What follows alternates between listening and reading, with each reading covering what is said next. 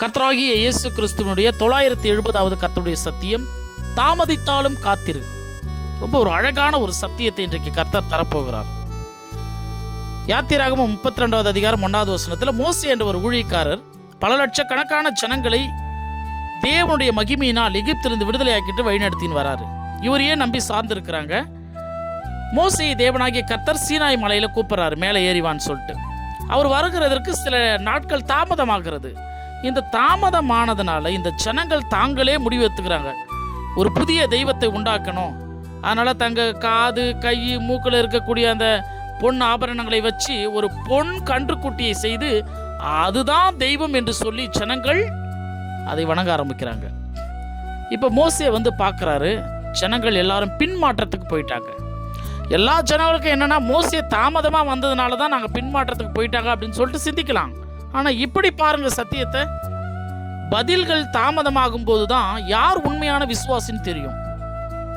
பெயரளவிற்கு விசுவாசியாக இருக்கிறவர்கள் சில வேளையில் சில சின்ன சின்ன பிரச்சனைகள்லாம் வரும்போது பெயர்ந்து போய்கினே இருப்பாங்க.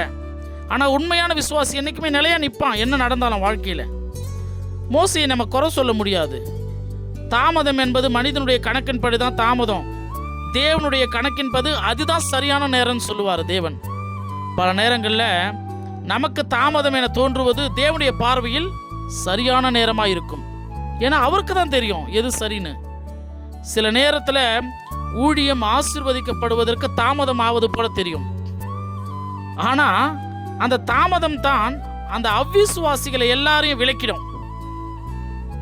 நல்ல பதர்கள் கோதுமை களஞ்சியத்தில் சேர்க்கப்படும்.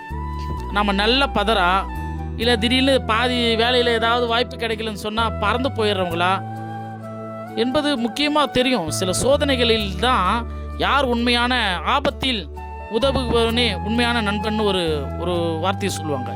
ஆபத்து காலத்தில் தான் தெரியும் யார் இருக்கிறான் கடைசி வரைக்கும் நம்ம கூடன்னு. கஷ்டத்தில் யார் ஓடி வரான்னு அப்போ தான் தெரியும். யாருக்கு எவ்வளோ பிரச்சனை கொடுத்தாலும் இவன் விசுவாசியாக இருக்கிறானே என்பது தேவனுக்கு தெரியும். ஆபிரகாமுக்கு குழந்தையை கொடுப்பேன்னு சொல்லிட்டு 25 வருஷம் தேவன் லேட் பண்ணிட்டாரு. ஆனால் ஆபிரகாம் கொஞ்சம் கூட அசரவே இல்லையே, அதே விசுவாசத்தில் இருந்தார். ஸோ அதுதான் தேவனாகிய கர்த்தர் நீதியாக எண்ணினார் என்று பைபிள் சொல்லுகிறது. தாமதமாய் ஒரு தீர்க்கதரிசி வந்தார். ஆனால் அந்த சவுல் என்ற ராஜாவினுடைய உண்மையான உருவம் வெளியே வந்தது, அவர் தாமதமாக வந்ததுனால தான். சாமுவேல் என்ற ஒரு ஊழியக்காரர் காலத்தின்படி 7 நாள் மட்டும்தான் காத்திருந்தான். சாமுவேல் வரலன்னு சொன்ன பிறகு சவுல் சர்வாங்க தகன பலியை யுத்தத்துக்கு போகிறதுக்கு அவரே செலுத்த ஆரம்பிச்சிட்டாரு. ஆகவே ஒரு உண்மையான உருவம், சவுலனுடைய உருவம் தேவனாகி கர்த்தருக்கு தெரிஞ்சிடுச்சு. ஆகவே கர்த்தராகி இயேசு கிறிஸ்து கூட ஒரு சிறு பெண் சுகமில்லாது இருக்கப்படும் பொழுது இயேசு கிறிஸ்து கிட்ட ஒரு போதகர் வந்து, எங்கள் மகள் மரணப்படுக்கையில் இருக்கிறார் ஆண்டவரே அப்படின்னு சொல்லிட்டு ஓடி வந்து சொல்லும் பொழுது, இயேசு கிறிஸ்து அவர் பின்னாடி போகும் பொழுது திடீர்னு ஒரு நபர்கள் வீட்டிலேருந்து வந்து, உன் பிள்ளை மரித்து போயிடுச்சுன்னு சொல்கிறாங்க. தேவன் திரும்பி அந்த எவீரு என்ற ஒரு ஜப ஆலய தலைவனை பார்த்து விசுவாசம் உள்ளவனாயிருன்னு சொல்றாரு. கிரிட்டிக்கல் டைம், நீ பயப்படாத, விசுவாசமாயிரு, நான் இருக்கிறவன் கூட. இயேசு கிறிஸ்து கூட இருக்கப்படும் பொழுது அவர் அதை எதை குறித்தும் பயப்படலை.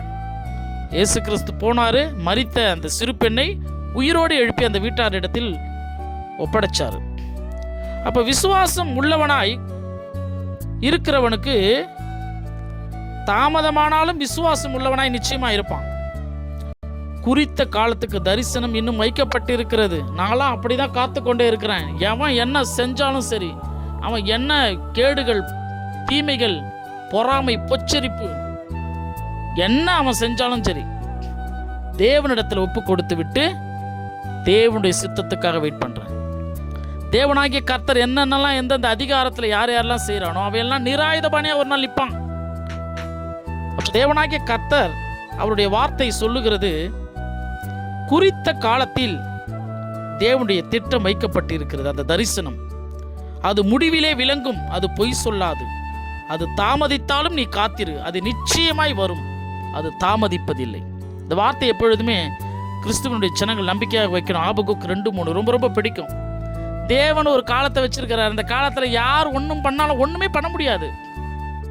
யோசேப்பை சிறைச்சாலையில் போட்டு வச்சுட்டாங்க, எல்லாருடைய பார்வையிலும் சிறை கைதி. ஆனால் அந்த நேரம் வரும்பொழுது எகிப்துக்கு அதிகாரியாய் அந்த ஓவர் நைட்டில், ஒரே நைட்டில் போயிட்டு அவனை மிகப்பெரிய அதிகாரியாய் அந்த தேசத்து ஜனங்களிடத்தில் தேவன் நிற்க வைக்க முடியாத கட்டளை கொடுக்கிறார். அப்படியே சிம்பிளாக ஆடு மேய்ச்சி கொண்டே இருந்தார் தாவீது. அந்த ஏற்ற நேரம் வரும்பொழுது தேசத்துக்கு ராஜாவாக தேவனாகிய கர்த்தர் தாவீதை ஏற்படுத்துகிறார். அப்படி ஒவ்வொன்றுமே அப்படிப்பட்ட செய்கிற ஒரு தேவனை வச்சிருக்கப்படும் பொழுது நம்ம எதுக்குங்க இவன் இதை செய்கிறான், அதை செய்கிறான், இந்த கலகம் செய்கிறான், என்ன வேணாலும் அவன் செஞ்சுக்கிட்டோம். அவனை தேவன் ஒரு நாள் முடிச்சிடுவார். தேவன் ஒரு நாள் அவனுடைய அதிகாரங்கள் எல்லாத்தையும் பிடுங்கிடுவார். அவன் ஆண் ஆட்டத்தை எல்லாத்தையும் தேவன் அடக்குவார். அது முடிவிலே விளங்கும். ஆகவே கர்த்தராகிய இயேசு கிறிஸ்து நமக்கு இருக்கிறார். நிச்சயமாய் தேவனுடைய திட்டங்கள் நம்ம வாழ்க்கையில் நடக்கும். அது தாமதிக்காது. தாமதித்தாலும் நீ காத்திரு, இதான் சத்தியம். இயேசு கிறிஸ்துவுக்காக நாங்களும் காத்து கொண்டு இருக்கிறோம். என் இயேசு கிறிஸ்து ராஜா பூமிக்கு வரப்போகிறார். கர்த்தராகிய இயேசு கிறிஸ்துவுடைய நாளை தினத்தில் வேறொரு தேவ செய்திகளோடு நான் உங்கள் servant of God Zechariah Satishkumar.